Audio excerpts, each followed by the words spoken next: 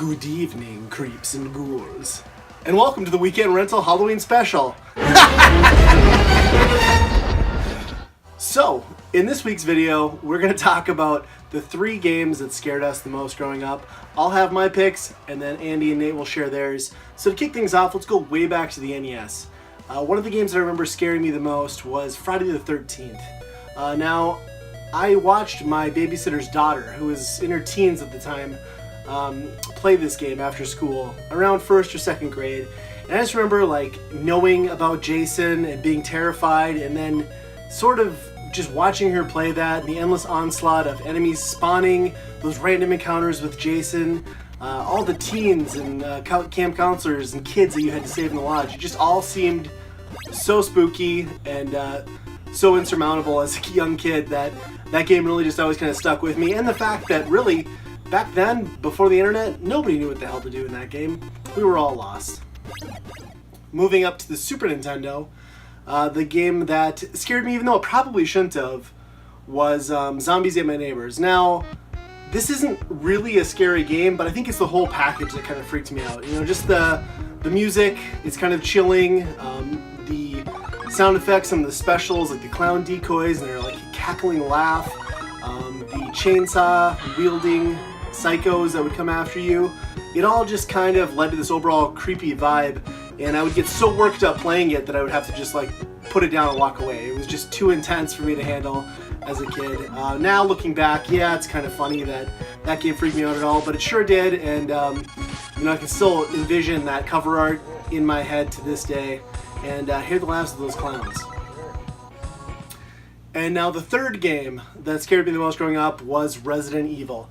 Now, I played Resident Evil Director's Cut on my PlayStation, probably mid-early teens when that came out. And I knew it was a scary game, and that's kind of what I liked about it at that time. And I made sure I only played this at night in my room, door shut, volume up, lights off, and stuff like the dogs jumping through the windows and just random encounters and just the intensity of that, even the anticipation of those door loading screens. It all just built it up and made it so much bigger and so much more scary than it would have been otherwise. It was great. I would sit there and just try to push myself to keep going late into the night on weekends. It was a great experience and one that I'll never forget. So, you've heard my 3. Let's pass it off to Andy. Andy, what do you have?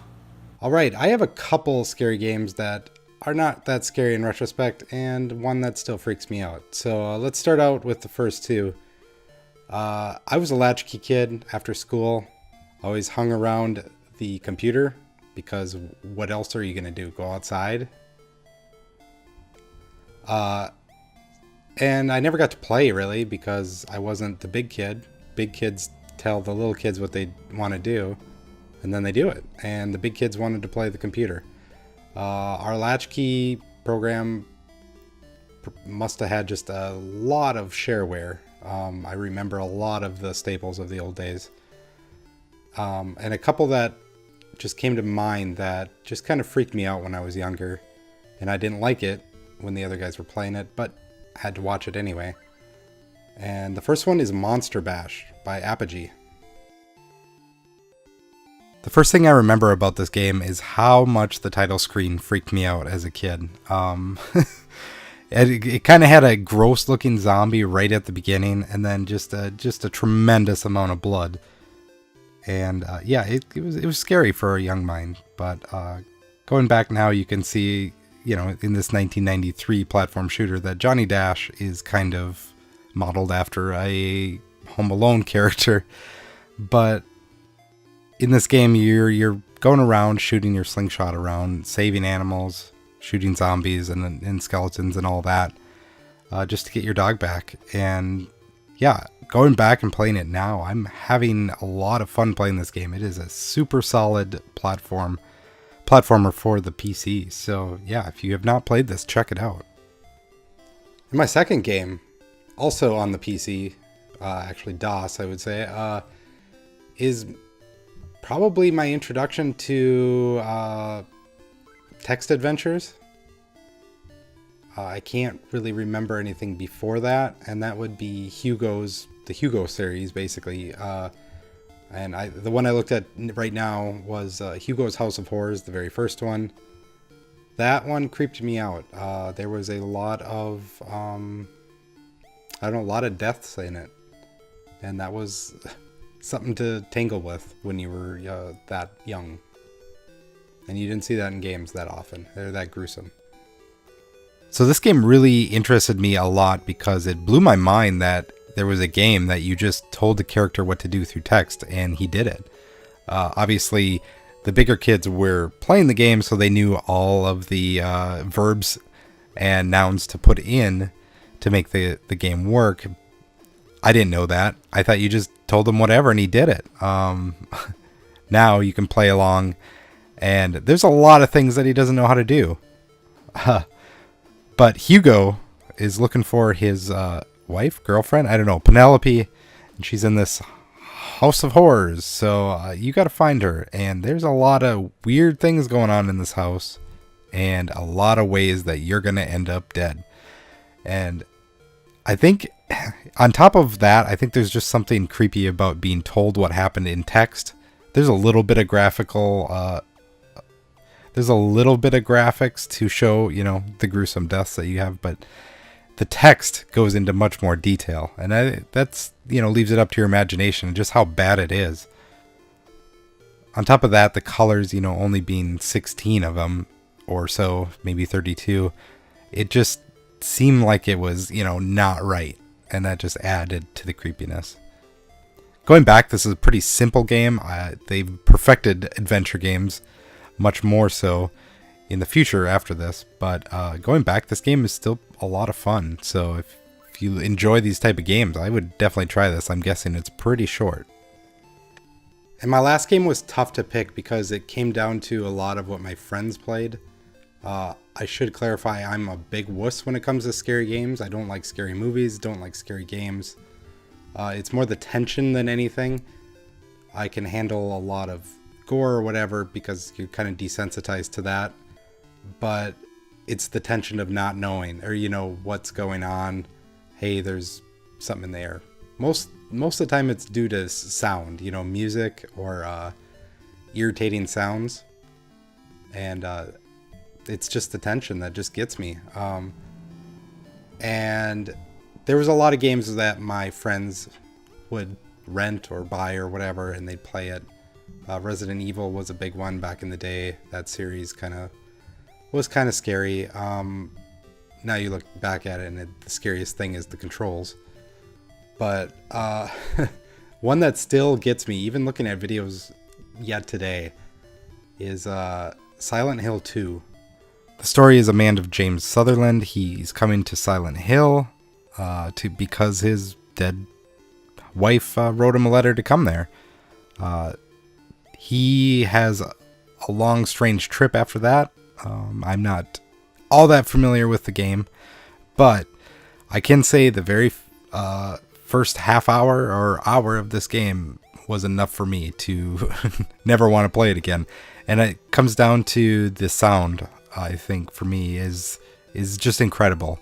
When you get there, the fog is unbearably thick, so you can't see anything. And then you mix that with the sound of just whirring wind, chainsaws, dogs, just creepy sounds all on top of your footprints all the time. And then they mix that with complete silence of just your footprints. So they kind of go in and out of that to waver your attention all over the place. And then you mix in the imagery of this game. It's kind of second to none. It's just kind of messed up. Pyramid Head. However, Silent Hill does have its fair share of humor. This game has multiple endings, and some of them are just kind of a joke. Some like aliens causing the whole thing, as well as the dog controlling the whole simulation. So I have to give props to that, but still, it's just not something that I can play. So I think that's enough embarrassment from me. Whether it's, being scared of games that were actually pretty tame compared to ones that I'm still scared of and avoid. But let's see if Nate can beat that. Thanks, Andy. I have 3 games to share with you guys that aren't really that scary. They were definitely scary to me as probably like a 5-year-old or 6-year-old. And one of the first games was on the NES, and that was Operation Wolf.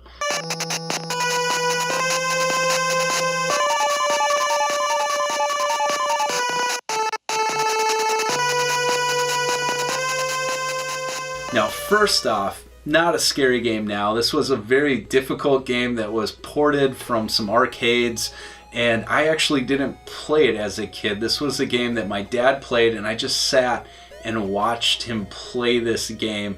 Now, the noises were kind of haunting for me, as well as the music on some of the levels.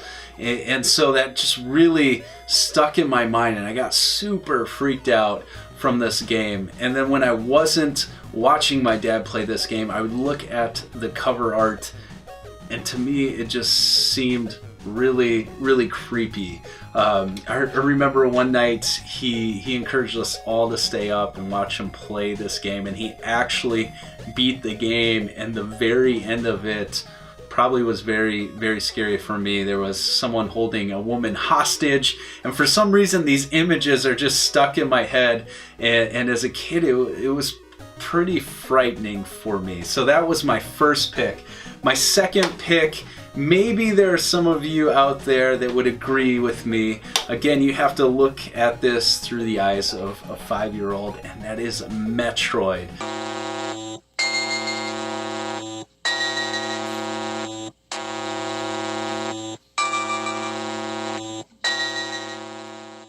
So this was a game that, again, I watched other people play. I watched my brother play, and I'm definitely an audio person. And so just the ambient sounds that were coming from certain sections of the game, as well as the opening music, was so haunting. And just the dark tones the whole game had was definitely something that was kind of scary for me. Now, since then, I've definitely jumped in this game. Absolutely love this game. Not too scary, but I remember actually playing this game when my son was fairly little, and he got spooked out by the game. So I guess I'm not the only one, but yeah, so Metroid was definitely one that was scary for me as a kid. And the last game that was scary for me, I actually don't have a copy of, but I remember being a young kid sitting in Nashville, Tennessee at some family house and playing on their computer. So this was probably around 1993, somewhere around there, and it was Wolfenstein 3D.